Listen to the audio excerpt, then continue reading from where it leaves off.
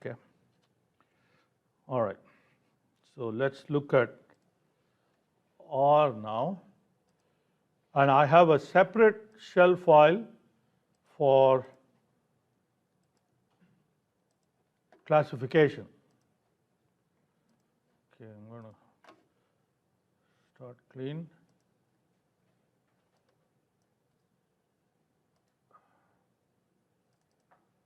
It's in chapter 5. It's in chapter 5, yeah.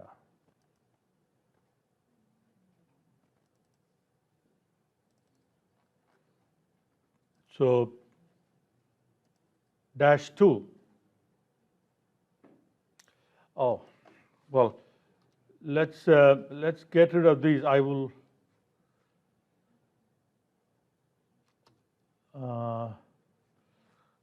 I need only caret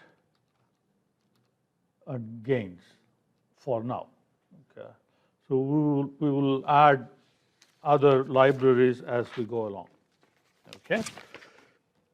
So run. We don't even need gains now. We'll look at gains later. We need only these two. Okay. For now, we'll need the rest of them. Okay. So caret. I don't have caret here.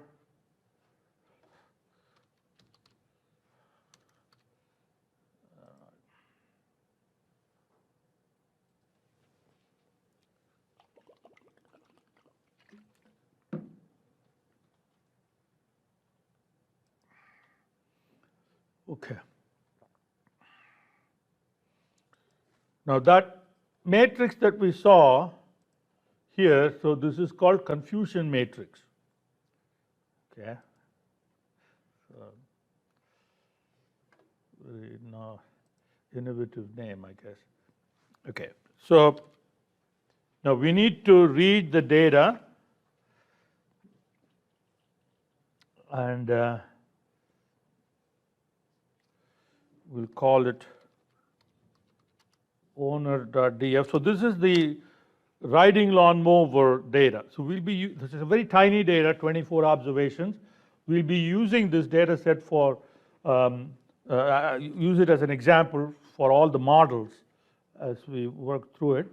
So here, read CSV, and then the path, 4270, 4270 notes, and owner example dot CSV.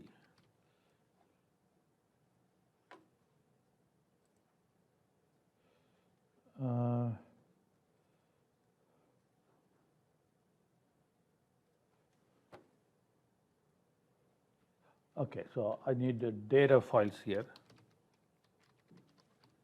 Okay. All right. So here is our owner.df. So we have the actual class, right? And then we have the probability or propensity. So we have the probability and the propensity. Okay. And we can now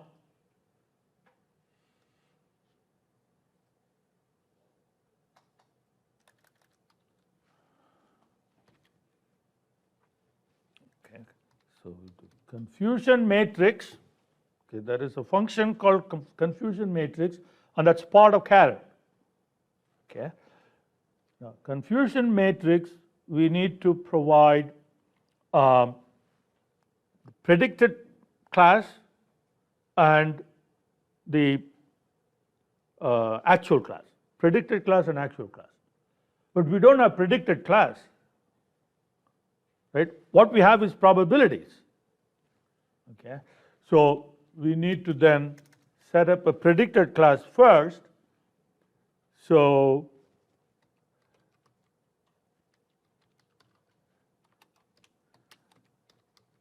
we can use the if-else function of R. Okay? If-else function works exactly like in Excel if, right? So now we're going to say all right, owner dot df probability, okay, so greater than 0.5.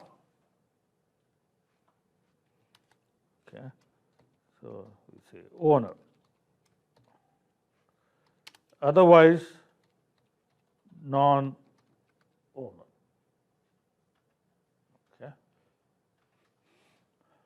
So it's not going to be part of the owner.df, but it will be a vector and it will have the classes. So owner, this will be predicted class. Okay. All right.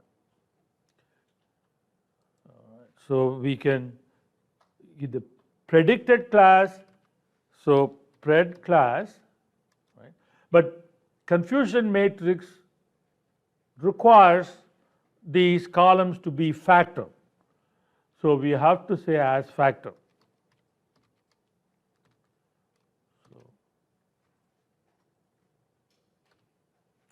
And then again, we have to provide the actual class also as factor. And the actual class is in owner.df class. Okay. So this is the predicted class, that's your actual class. Okay. You run that and it gives you the confusion matrix as well as a bunch of other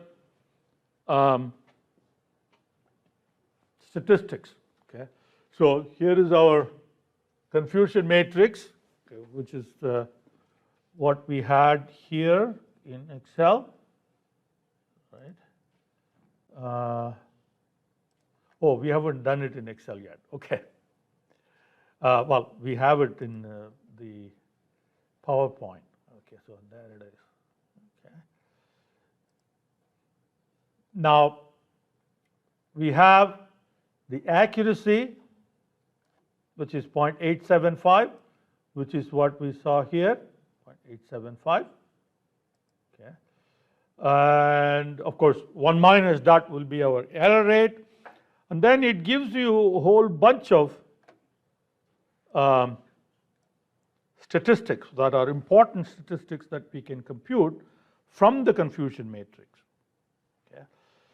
So in computing these other measures, okay, we have to specify which of these two classes is what you're looking for. In other words, success. Okay, success doesn't mean it's a good thing in the real world. So it could be if you want to detect fraud, fraud will be success. And good transactions will be, we are not worried about that, we are worried about this. So by default, okay, R uses alphabetical order to determine which of the two classes is the important class. So between owner and non-owner, okay, non-owner is the positive class because N comes before O in the alphabet, right? Now, if you want to override it, okay, in this particular case, we may not want to override it, but if you want to override that, we can do that. Okay, I'll show you how to override.